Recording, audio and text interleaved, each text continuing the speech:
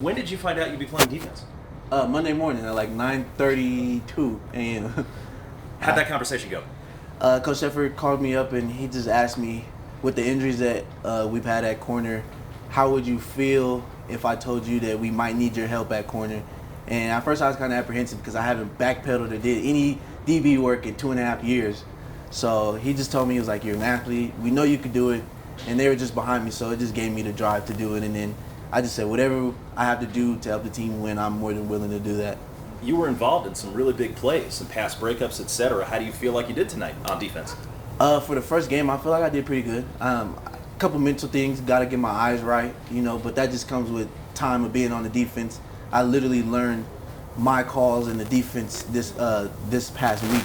So, just a little bit more time getting my eyes right. I think we can make a lot more plays than what we made today. So the obvious question, Chris, is you can handle being on defense and you do whatever the team wants, but has Coach talked to you about your future? Like, are you going to be staying on defense? Could you possibly switch between offense and defense? What's the plan?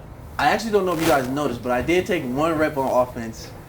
The corner ended up dropping off, so I didn't get the ball, but originally it was designed for me to get the ball. Coach Teffer told me that Monday, he said you would still be going both ways, but your role on defense would be a lot bigger, obviously, than on offense. So technically, as of right now, I have about 8 or 9 plays that I would be in on offense, but for the most part, I'm defense. So I suppose on Monday or Tuesday, they would let me know you might be a little bit more defense heavy, or you didn't do good enough, so we're going to put you back on offense or something. I don't know. Gotcha. In general, you guys got the victory. So you're now 2-2 this season after starting 0-2. You've won 2 games in a row. How do you feel about that? We always were thinking like, okay, we lost the first 2 games. That's fine. We could win out. Like, that's our mentality. We're just going to win out. So I think winning this game, making the kind of statement that we did, I think is very, very good for the upcoming weeks. And then coming up Air Force, just got to grind and get better. That's what all it is just we got to get better day by day, week by week.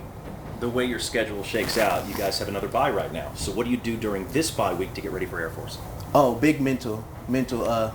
Coach JD's been getting me right, so I got to go up to his office all the time, get the plays, the signals, and then meeting with Coach Moore to get back in the offense to make sure I know, just in case I were to get put out there, I would know what's going on after my play is called. So this is going to be a big mental thing for this next coming up weeks, and then next coming up week.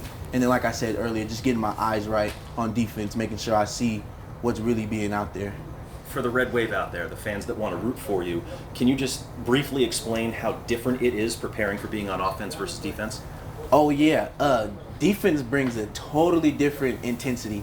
So just being on defense with Coach Watts, his intensity level is a lot higher. Obviously, Coach Teffer has a huge intensity level, but in offense, you kind of have to be level-headed, and you got to understand what's going on. You got to pay attention to the clock. On defense, you got to do those things too, but you really, on defense, are out there just playing. If you mess up, you just got to go full speed and just make a play, basically. So I think big intensity differences from offense to defense. Cool. All right, thanks, Chris. Thank you.